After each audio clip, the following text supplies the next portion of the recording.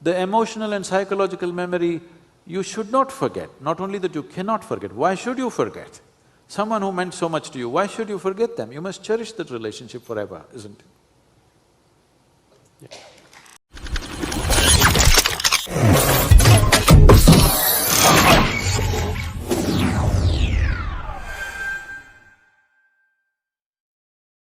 Mic for him, please. Yeah. Sadhguru, namaskar. I just wanted to know what is the importance of quick shraddha? We almost touched that, but we left this. When a person dies, whichever way he dies, any of you… in India it is not a reality, but if you have seen death close up, someone close to you died and you're supposed to sit and watch, nobody leaves a dead body alone, you have to… someone has to be there. If you have sat there, if you keep the body for over 2 days, 3 days, you will see the hair will grow. Only if a person is shaving, you will notice it because the facial hair can be noticed. Nails will grow. You will see in other countries where they preserve bodies for a long time, the undertakers clip the nails, shave them and all this because a dead person is growing his hair and his nails. Why this is so is, in the manifestation of life, the physical life, there is… let me separate this, there is life and physical life for the sake of understanding. The physical life has manifested itself. The physical life energy, which generally is referred to as pran or prana, has 5 basic manifestations. There are 10, but that will complicate. The 5 basic manifestations. These are called samana, prana, udhana, apana and vyana. When a person is declared, let's say if a doctor is observing and they declare that person at a particular moment that he is dead now, in the next 21 to 24 minutes, samana will start exiting. That means samana is in charge of maintaining temperature in the body. First thing that starts happening is body starts cooling down. The traditional way of checking whether somebody is dead or alive is, they'll feel the nose. If the nose has gone cold, that's how they concluded that he's dead. They wouldn't check the eyeballs and other things, they would just check the nose. If nose has become cold, that means he's dead. So samana exits at that time. Somewhere between 48 to 64 minutes, prana exits. After that, between 6 to 12 hours, udhana exits. Till udhana exits, there are tantric processes with which you could revive the body. But once udhana exits, there is a micro chance, but that is an impractical chance, except that it is impossible to revive the body once udhana has exited. The next thing is apana, somewhere between 8 to 18 hours, this exits. The vyana, which is the preservative nature of prana, will start exiting from beyond that. It can continue to exit up to 11 to 14 days if it's a normal death. That is, somebody died of old age, with the feebleness of life they exited. For such a person, between 11 to 14 days, certain processes will be happening in the body to show that there is some element of life, like nails growing, hair, facial hair, these kind of things can be noticed. If someone has died accidentally, or in other words, the life was vibrant and he died, not necessarily totally crushed kind of body, still the body is intact, that body, the reverberations of this life will continue somewhere between 48 to 90 days. So, till that time, there are things you can do for that life. What is the thing that you can do for that life? See, what has happened with death is, your experience of death is that somebody is gone. But the experience of that person is, he's exited the body. And simply because he's exited the body, you have no business with him, you cannot recognize him, and if he comes back, you will be terrified. The people that you love, if they pop up, there'll be terror, not love. Because your relationship is either with their body or with their conscious mind and emotion. These things have been left behind. The body has been left behind and the conscious intellect and the discerning mind has been left behind. Now, in terms of mind, it is just a bunch of information which has certain tendencies of its own. Natural tendencies which are finding expression in a certain way, there is no discerning mind. Once there is no discerning mind, if you put one drop of pleasantness into this mind which has no discerning capability, no intellect, now this pleasantness will multiply 1,000,000-fold.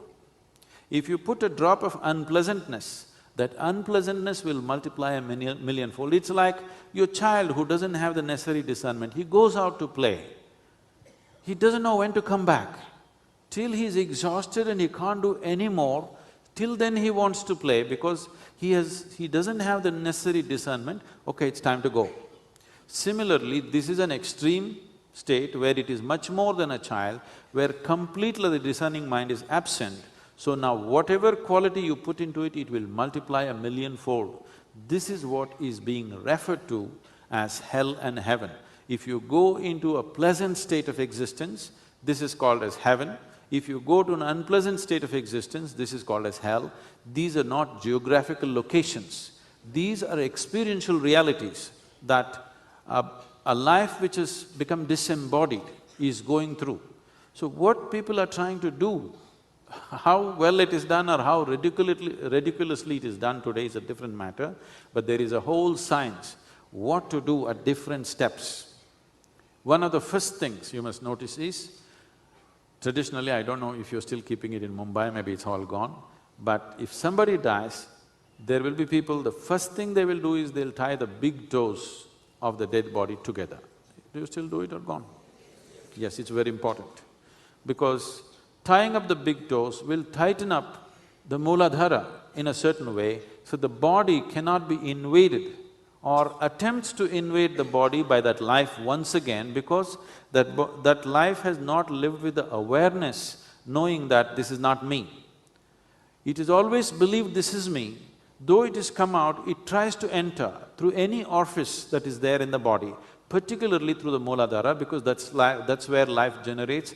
And as body starts cooling down, the only region where warmth will remain till the last point of warmth is always the Mooladhara.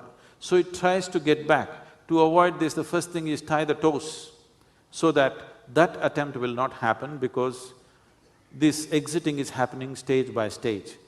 The reason why traditionally always we said, if someone dies within an hour and a half or maximum of 4 hours, you must burn the body, because this act is going on. Now, this is also true for the living. If someone very dear to you is dead, you know he's dead, but your mind starts playing tricks. Maybe he's going to sit up just now, maybe a miracle will happen, maybe God will come and do something fantastic right now. It has never happened to anybody, but still mind plays this because of the emotions that we have for that particular person. And that is the same thing is true with the life that is exited from the body. This also believes that still it can get back into the body. If you want to stop the drama, first thing is set fire to the body. 1.5 hours. But those days, because, villages and no doctors to tell you for sure he is dead, somebody put on the funeral pyre and set fire, the guy sits up because he's not yet. These things have happened in the past. So they stretched it to 4 hours so that these mistakes don't happen. But as quickly as possible, body should be taken away. If there are agriculture communities, they decided to bury because they want the forefathers and their body to go back to the soil from which they ate. You must understand, we were in a subsistence farming. We ate from that land. That land, a piece of that land is what we are holding as this body. So they wanted to put this soil back into the same soil, not somewhere else. Always you bury him in your land, never in somebody else's land, because you ate from this land. Today you're buying everything from the store and eating, you don't know where it's coming from. So, burial is not a good thing to do now. At that time there's a certain process, and to see that it happens as quickly as possible, always salt and turmeric was put so that quickly it dissipates into the soil.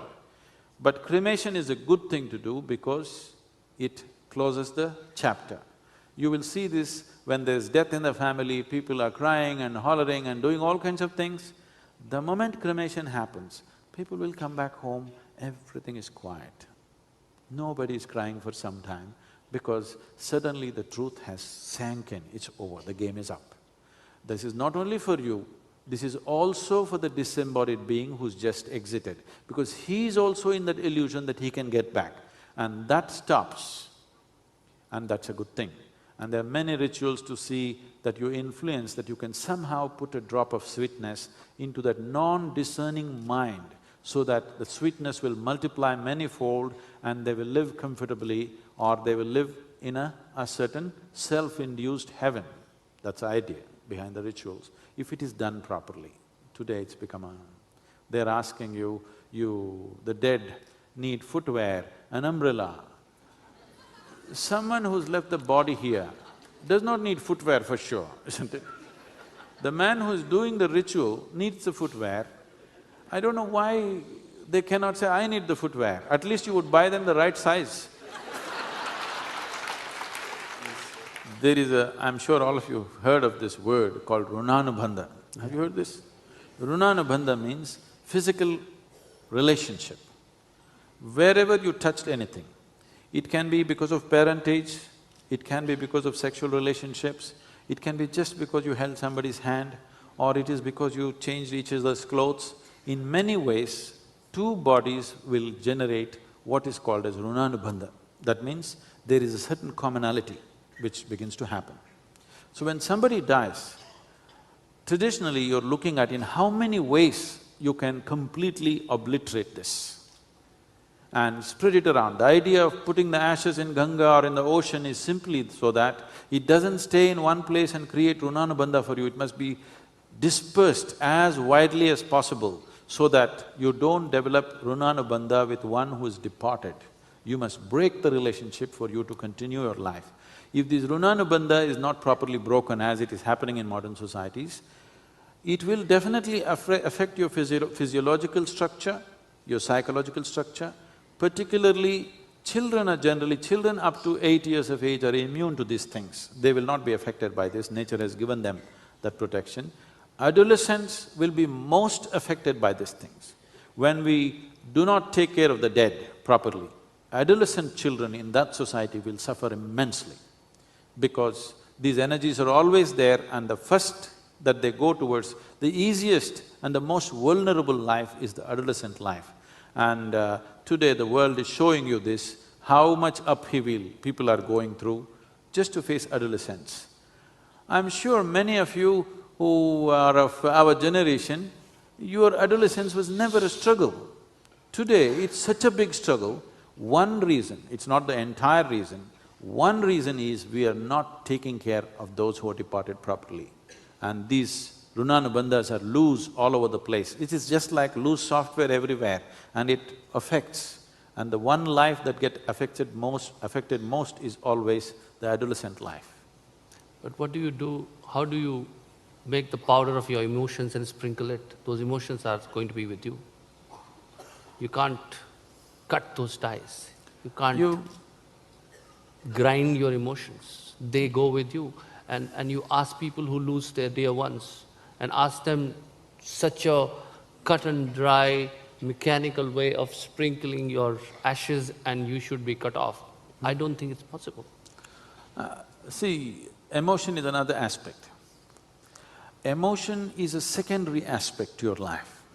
Because that person was physically present here, because of variety of relationships that you hold, and above all, a physical sameness in so many ways, either because of blood relationship or because of sexual relationships. A physical sameness that's happened is what we are referring to as runanubandha.